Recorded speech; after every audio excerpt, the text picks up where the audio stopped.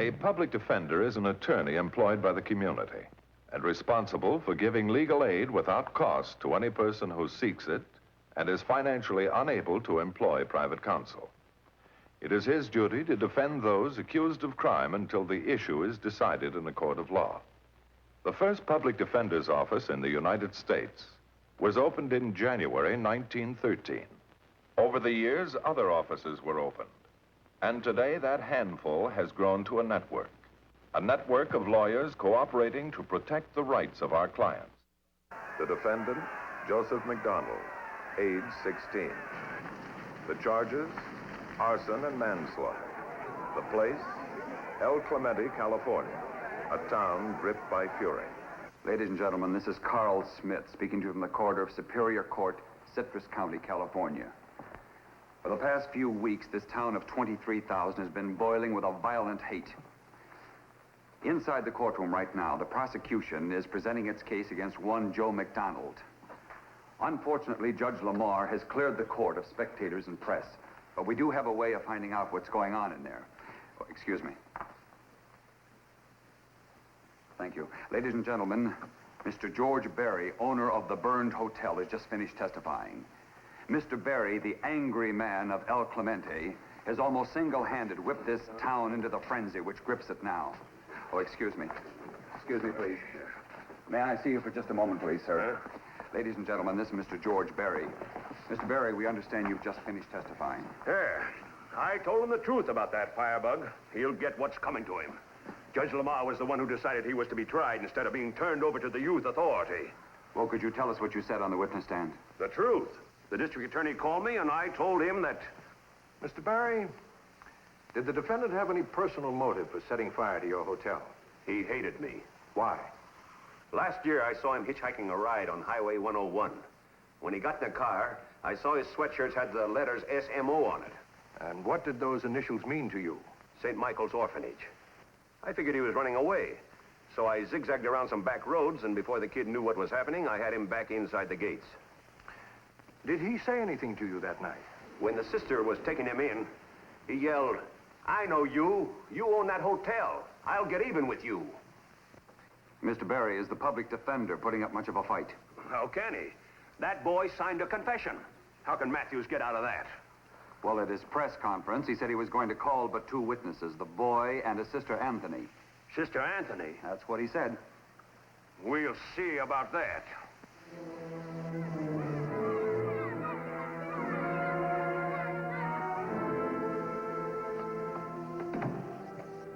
Sister Anthony?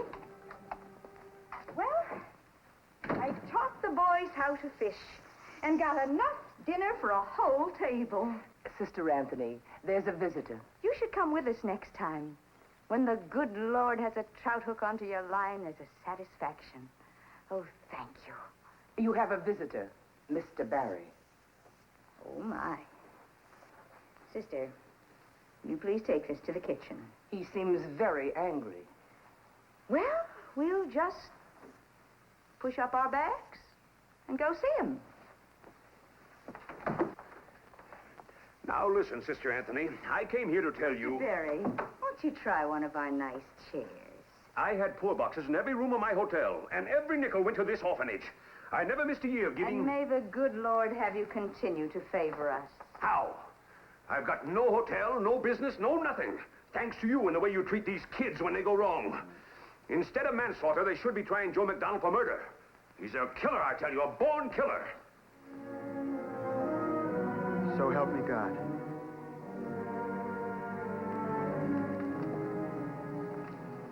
Joey, you heard the first witness. Your Honor, Does the district attorney have an objection? I object to the public defender violating legal decorum by making a cheap appeal for the court's sympathy by addressing his client as Joey. Denied. Proceed, Mr. Matthews. Joey, let me read this to you. I, Joe McDonald, confess that I bought 3 gallons of gasoline at Porter's garage and used it to set fire to the Citrus Hotel. Is that your signature? Yes, sir? Is this confession true? No, sir. Your Honor, I object. The defendant has admitted that the signature is genuine. No violence or force was used to obtain this confession, nor was any promise of immunity given. Prosecution holds that since the confession is genuine, defendant be enjoined from denying its validity. Denied. Proceed, Mr. Matthews. If this confession was untrue, why did you sign it? Well, it was almost 4 o'clock in the morning. They kept asking me the same questions over and over again. I could hardly stay awake. Did you know what you were signing? Well, I just wanted to sleep, to stop all those questions. So I signed. But it is true that you bought the gasoline. Yes, sir. Where did you get the money? Well, you see, it was like this. I went to Sister Anthony's office.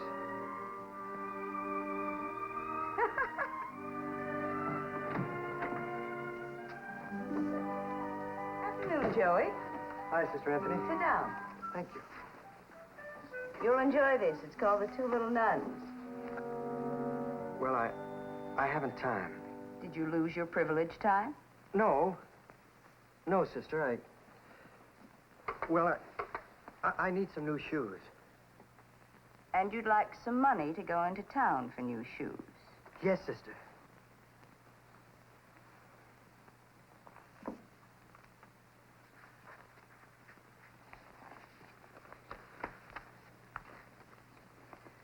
They're running at Hollywood Park. Are they? I found this under a boy's locker. You never said not to read it. There's a circle around the name of a trainer at Hollywood Park. Tom Van Buren. Haven't I heard you speak about him? Mm-hmm. He was a friend of my father's. Joey, you're planning to run away again. Finish your vocational training here. Learn to be a mechanic. Then, if you want to become a jockey, you know I'd rather you became a good jockey than a bad mechanic. But can't it wait? When I went into town with the truck, I saw Mr. Van Buren. He's living at the hotel. Did he offer you a job? Mr. Van Buren is on the Oregon Short Line. Is that a railroad? No, he's broke. But he's got 2 mares with early foot. And if he can get to Caliente, he can win a purse. Why doesn't he? He can't even promote gasoline money. But if I could pay for the gas, I can ride at Caliente on Saturday. Oh, please, Sister Anthony.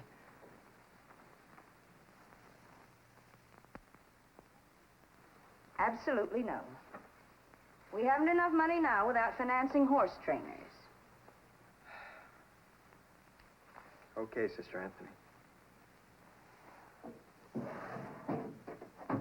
There's a truck going into town at 5:30. It'll drop you at the shoe store.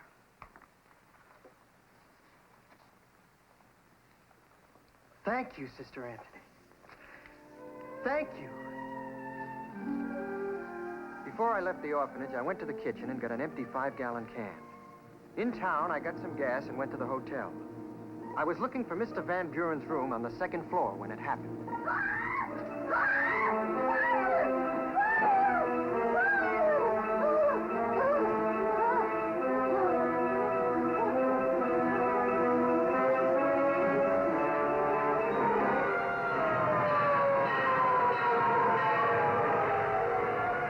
Tried to go back in for Mr. Van Buren. They wouldn't let me. Let me go! You gotta let me go! Mr. Van Buren's still in there! Hey, look. Everything I have in the world. Look at it. My whole life. Look at it burn. Look at it burn. I stayed there until they carried Mr. Van Buren out. And then what happened? I ran away. I had to. Why? A man from the paper took my picture after I carried the old lady out. He knew I was from the orphanage, and I was afraid they might take me back. Well, where did you go? I hitched a ride to San Ysidro. The town just this side of the Mexican border? Mm-hmm. A lot of people from Caliente go there. That's where I found a man that used to know my father.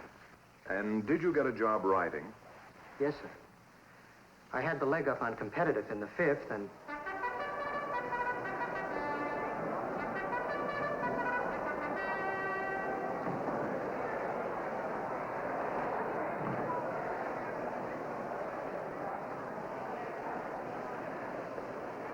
Don't these people have anything else to do?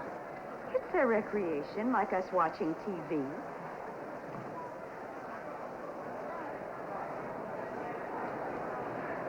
What's the name of Joey's horse? Competitive. Attention, the horses are nearing the starting gate. 80 to 1. If we bet $1 and Joey won, we'd get back $81. Sister Anne. Imagine how many new blankets $81 would buy. Wouldn't it be wonderful if Competitive did win?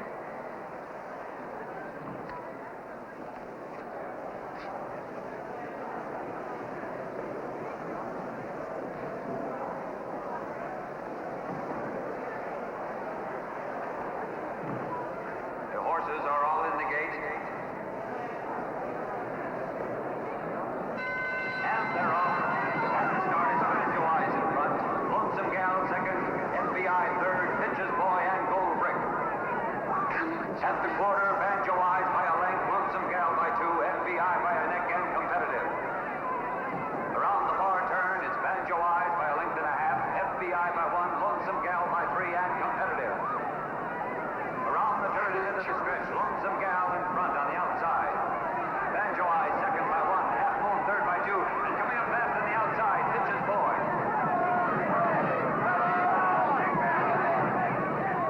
Poor Joey.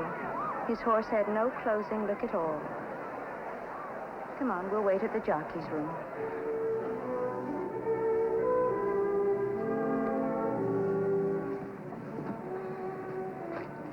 Hello, Joey. Sister Anne, you can't come to a racetrack. We received permission from the bishop of the diocese to come. And, Joey, come back. I failed, Sister Marie. He was frightened. Is that what I teach our boys, to be afraid of me? If we hurry, that next We'll bus wait, leaves. sister. You're not taking me back. Joey, please come out.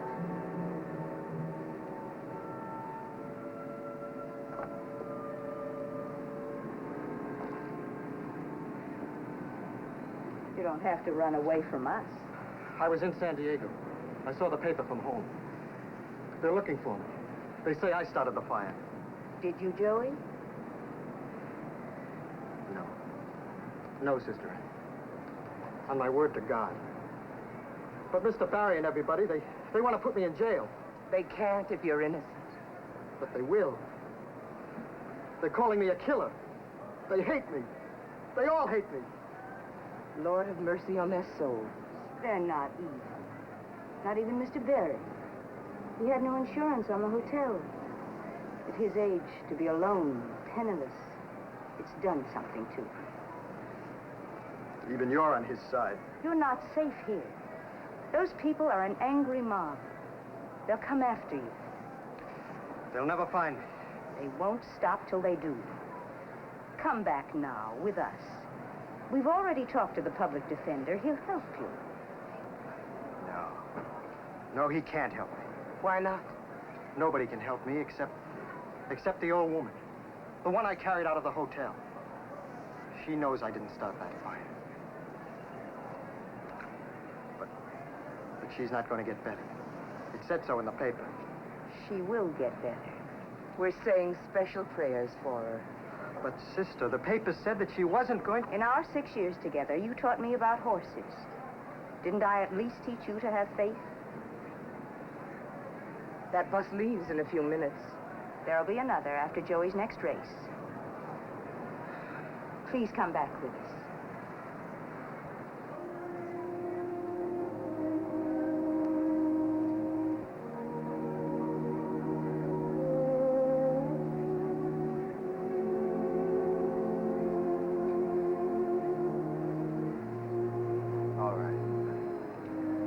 All right, sister. We'll go see that public defender. And that's the truth, Mr. Matthews. If only that woman you saved would come out of her coma. Oh. Come on. You're going where you belong, to jail. Now, just a minute. He's wanted by the police. Let them come and get him. I'm making a citizen's arrest. No, you're not. Who's stopping me? I am. As a lawyer, I'm an officer of the court. This boy's in my custody. All right, I'll get a cop. And you call yourself a Christian. Think, Mr. Barry.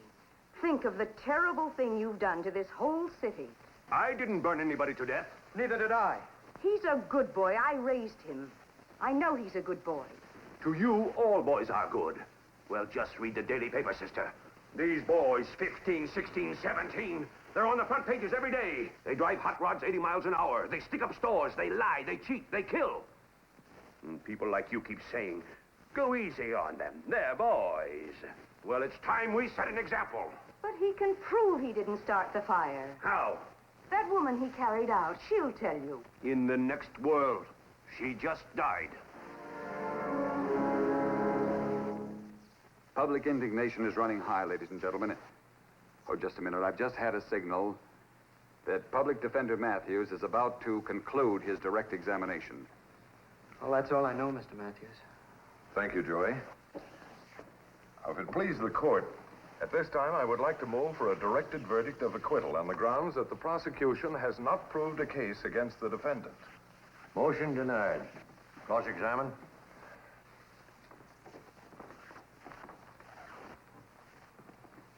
When did you go to St. Michael's orphanage? 6.5 years ago. Why? Because my parents... because there was nobody to take care of me. How did your parents die? In a fire? A fire of mysterious origin? Objection. Sustained. Defendant's not qualified to answer. But, Your Honor, I'm prepared to show that no natural cause was ever found for the fire in which the defendant's parents died. And further, that the defendant was called a hero in the newspaper report at that time, just as he was after this fire. Objection sustained. The court stands in recess until 10 a.m. tomorrow. Recess till 10 o'clock tomorrow. You better get back. They'll be coming out. Matthews. Now, listen. You're supposed to be the public defender. Well, we're the public, and we don't want Joey McDonald defended. Everyone is entitled to be defended. Who says so? The Constitution, Amendment number 6. Mr. Barry, you have done a terrible thing. Me? You've taught the people to hate. Because of you, this city is filled with poison. If you have no regard for the Sixth Amendment, at least respect the Lord your God and go pray that he forgives you for disobeying his teaching of peace on earth, goodwill toward men. How goes it inside? Not so good, I'm afraid. You mustn't lose faith. If only we could find that can that Joey used for the gasoline. Are you sure it's not still at the hotel? I went over every inch of the place. Your little firebug isn't denying now he bought the gasoline, is he? No, Mr. Berry, but if Joey did drop that can of gasoline with a cap on it, the fire would have exploded it. So? So that can of gasoline could help prove that Joey McDonald is telling the truth. He's not. He's lying. He's a dirty little liar. He said he'd get even with me, and he did. Now it's my turn. Mr. Barry, do you know where that can is? Why don't you go back to the orphanage? Stay where you belong. This is where I belong, Mr. Barry. Close to that boy. Why don't you help somebody who deserves it? The Lord loves everyone alike. Mr. Barry, you wandered through that burned-out hotel for days after the fire. Did you find that can? If I did, why would I hide it? Because you were afraid. Afraid? Of who? Of the people. The minute you heard that Joey signed that confession, you started your rabble-rousing against the boy. You lit a flame of hatred that went through this city like wildfire. After all your speeches, if you did find that can, you'd have to admit to the whole city that you were wrong. You couldn't do that, could you? Is that what happened? Is it?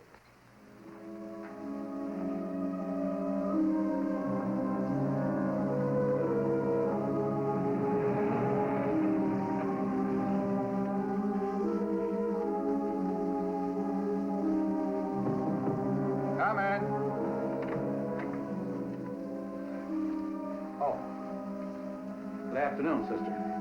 Have a seat.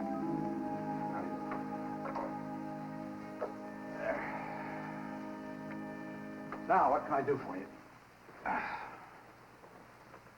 Mr. Matthews said that all you told about in court was fighting the fire and getting Joey McDonald's confession. I didn't know until this afternoon he would deny the confession. You told Mr. Matthews that you never went back to the hotel. Sister, I know how much this boy means to you. But we're busy here. When we get a confession, we haven't got time to check to see if the person's telling us the truth. If somebody admits to setting a fire, we take his word for it.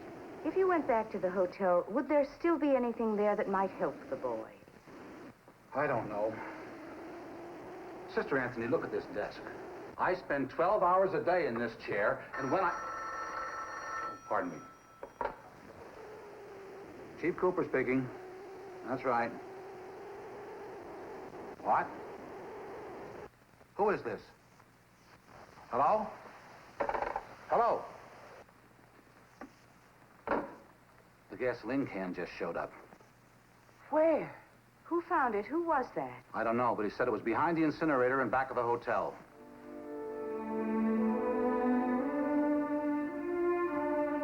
I got it. We are? Back at Superior Court again, ladies and gentlemen.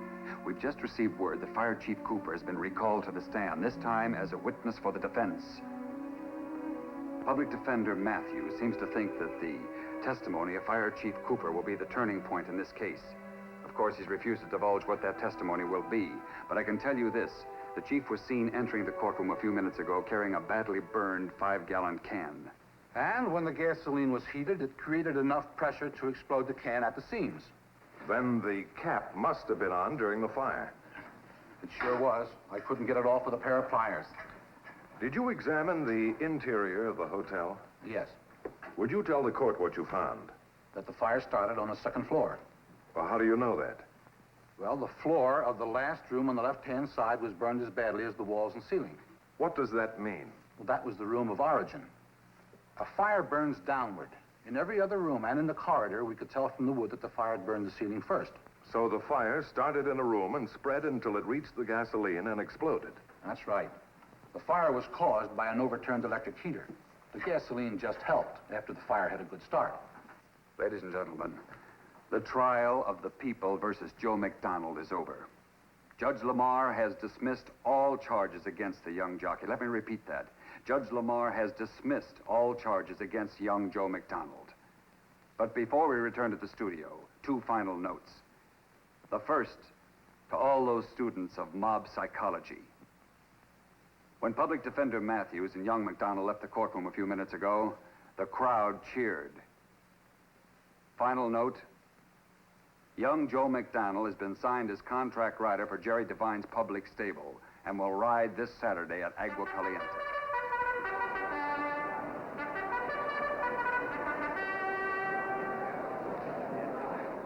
The next race, the St. Michael's Orphanage purse at 1 16 miles. And if I win, my whole 10% will go to St. Michael's Orphanage. Bless you, my boy. Good luck, Joey. Thank you. And Joey, this horse is a closer. Stay off the pace to the head of the stretch. Then make your move. Yes, Sister Anthony.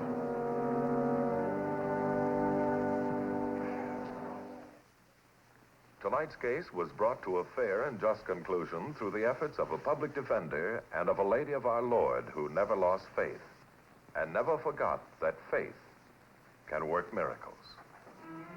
Tonight, Revlon salutes Jess G. Sutcliffe, public defender of Inyo County, Independence, California, the 74th and most recently appointed public defender for outstanding achievement in the cause of justice.